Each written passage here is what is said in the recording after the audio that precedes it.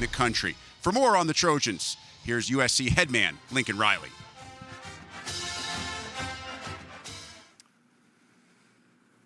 All right, it's good to be back in Las Vegas, city that was very good to the Trojans last season. Good to see everybody. I first wanted to say, last year at this event in Indianapolis, I spoke on myself and many others spoke on Mike Leach's candidacy for the Hall of Fame, and at that point, I know a lot of us expressed that we felt like that there are some people that their impact on college football goes beyond maybe any prerequisites for an honor like the Hall of Fame. And I know a lot of you covered that. I know a lot of you, wrote stories and reported on that. And obviously that was very, very successful. And so for that, I first want to say thank you. I also would like to kind of stay in that lane and really advocate for the candidacy of Pete Carroll into the College Football Hall of Fame. I know he's one year short on the requirement, but hard to imagine a guy that's had an impact like Coach Carroll had on college football, and it's a little difficult for me, and I think a lot of my colleagues, to imagine a Hall of Fame that exists without him and his impact. And I don't come to you as the head coach at USC just solely for that reason, but just as a fan of college football and somebody that watched Coach Carroll's teams and watched the way that he interacted with his players, the way that he impacted our sport. And so just something I believe is the right thing to do and would be great for our game and great for our Hall of Fame. With that, it's great to be back here at the beginning of the season, a season that we're very, very much anticipating, year two in the Big Ten, and so much excitement within the walls right now of USC football. I give a lot of credit to our administration, to Jen Cohen, our athletic director, and all of the support around our football program, because it's very apparent that USC is extremely serious about making this football program and returning it back to being one of the greats in college football. And you can see that investment level really all the way across our program. And it's the excitement that comes with that, the anticipation, the opportunity is real. And I think we all feel it. And there's so many signs of that right now. A lot's been made of our recruiting class here coming up in the 26th class, which we're extremely proud of and excited about. This staff that we've been able to put together, adding some key figures on the field like Coach Rob Ryan, certainly the off-the-field changes that we've made with Chad Bowden and the recruiting staff, our personnel staff has made a great impact on our program already. We're a handful of months from moving into what I know will be one of the preeminent football facilities in college football, which is going to be a major thing for our program. And then I think with our current team, seeing how our roster has evolved on all sides, especially defensively after the huge improvements that we made a year ago, the depth, the championship caliber depth that started to be established across the board is something that we have all worked hard for. It's been a long journey to work towards that point, but it's pretty exciting to watch unfold right now. So very excited for year two in a great conference and all the great matchups and all that's getting ready to unfold, and certainly looking forward to taking this USC football team into the Big Ten here in year two to compete. With that, we'll open it up for questions. Questions? Start on the first row to your right here.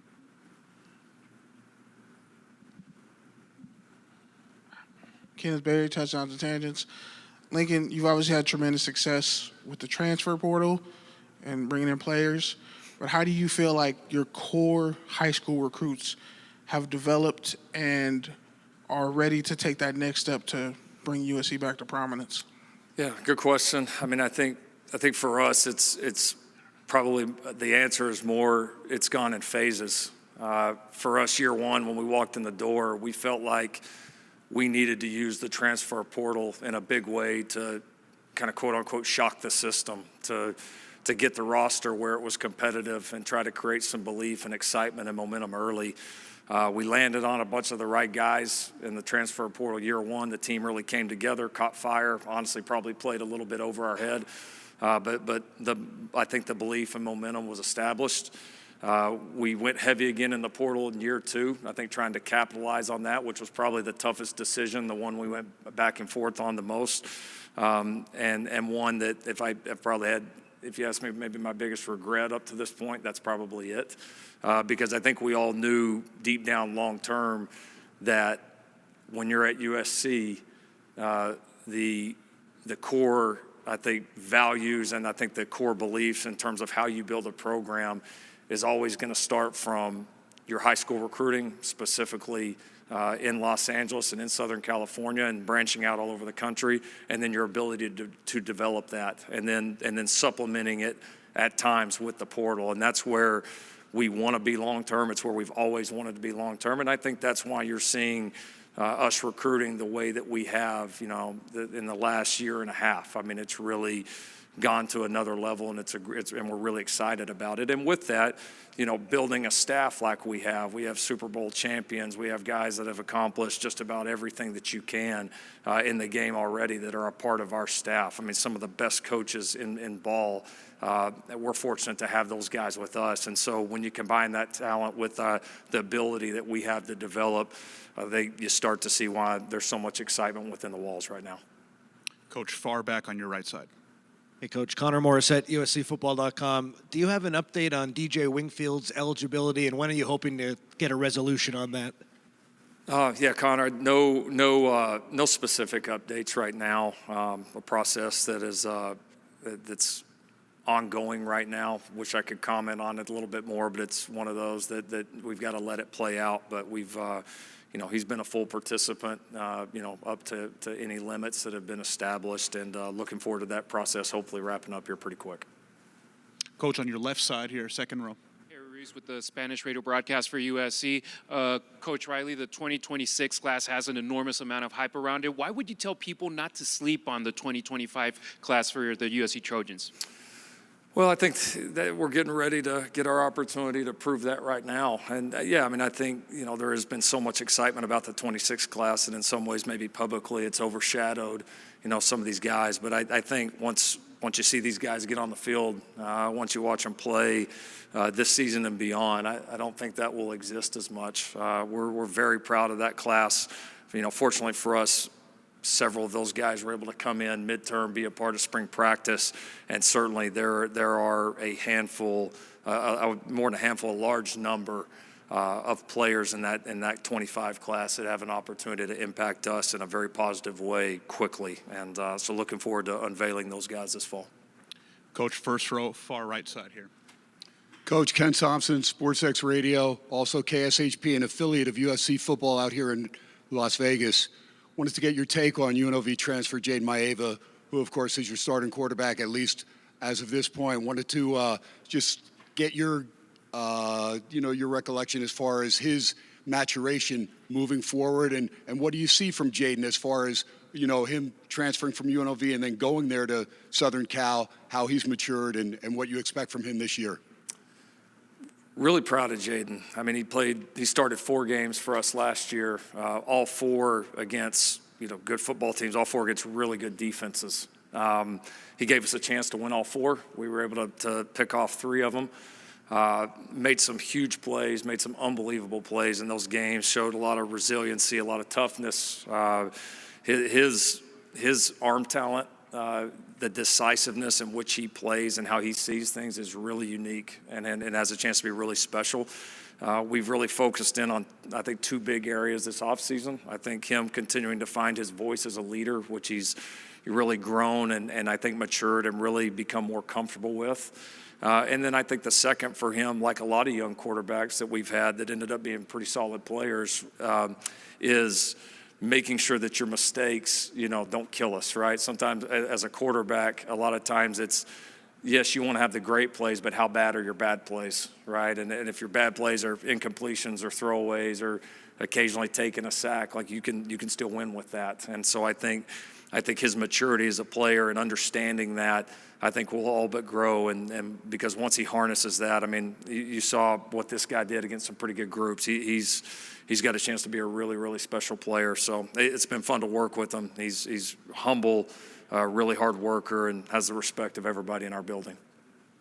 Coach, third row on your left. Coach, Jamal Madney, LA Fan Base Network.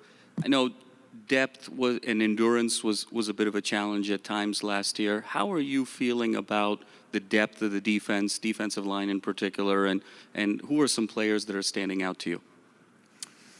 Yeah, the depth, certainly it's going to matter when you play a schedule like we play. It's paramount, right? That it's great, because if not, it's going to show up and get you at some point. And so I think the depth, the talent level, and the size of the defensive line, I mean, there's honestly really no comparison to this time 12 months ago. I mean, to be honest, there's young talent, there's experience, there's guys now that have been in our system with Coach Lynn and Coach Nua and Coach Henderson. We have more guys that can play multiple positions. We have more competition. I think we have better natural pass rushers. And we certainly have more size. I think that I think is going to create some problems for people in the run game.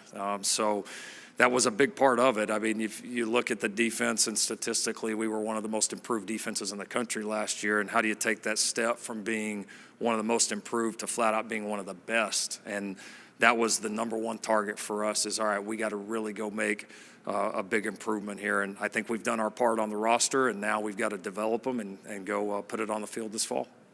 Coach, first row on your right here. Hey, Coach. Nick Hamilton, Nightcast Media. Wanted to ask you about Kamari and just some of the steps you've seen him take to get to that next level for this 2025 season, and also being one of the anchors of your secondary.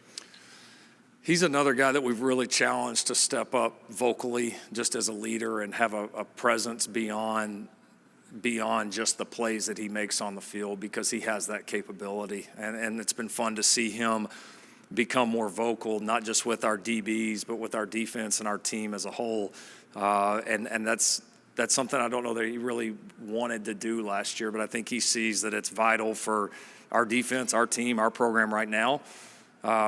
Kamar's a guy that's going to have an opportunity to play football for a long time, and it'll be important for his career as it goes on to develop that, so he can bring as much value to whatever team or organization that he's a part of. And then I think as a player, he made a lot of great plays last year, but I think there's still another level he can go to in terms of his consistency, our ability to move him around in different spots, which Coach Lynn and our staff are very talented at. So we're obviously thrilled that he's back, and it's a little bit of a new position for him, being such a leader and being counted upon in that way. But so far, he's certainly risen up to the challenge. Second row on your left. Coach. Hey, Coach, Mark Hulkin, WeAreSC.com, Locked On USC podcast. Talk about the importance, the significance of the USC-Notre Dame rivalry, and does it matter when that game is played during the schedule? Does it matter when it's played? I don't think so. I mean, I think that's something that we'll always look at. I think depending on what happens here from a playoff perspective, and you know, do we expand? You know, what model do we go to? That's certainly going to have an impact, not only in the rivalry, but what time of year potentially that you would play it. You know, I've been asked a bunch about it. Listen, I told somebody the other day, when Bob Stoops first called me and offered me the OC job at Oklahoma, and I'd been sitting on pins and needles for like 4 days, and I was convinced I wasn't getting it. I was at gate 12 of Love Field, and he called me and told me that he'd offered me the job. I took it immediately, and like my very first thought, like literally before calling my dad, calling my wife, anybody, was I get to coach in OU, Texas. First thing, right? When I decided the night at my house, right, to take the USC job, my first thought was I get to coach in USC Notre Dame. So first thought, because before coach, player, any of that, I was a fan. And so the rivalry, all these rivalries mean a great deal to me. They mean a great deal to anybody that cares about college football. Yes, I mean, that's, do I want to play the game? Hell yeah, I want to play the game. Absolutely. It's one of the reasons I came here, all right? But also, my allegiance and my loyalty is not to Notre Dame and it's not to anybody else. I'm the head football coach at USC, and I'm going to back USC, and I'm going to do everything possible that I can in my power to make USC as good as it can, and not going to let anything stand in between that. So I'm very hopeful we can get to a point where it makes sense.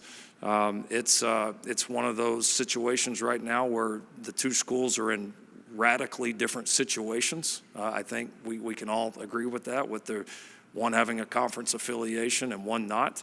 And I think it's another, I think there's a million reasons why that we should very seriously as a college football community that we should adopt the automatic qualifying in terms of the college football playoff. And this might be the most important one, right, is that we give every reason for college football to preserve non-conference games that mean a lot to the history of the game and to the fan bases and the former players and everybody that's been associated with it. So I'm very hopeful that we can get there, and I'm very hopeful that we play this game forever.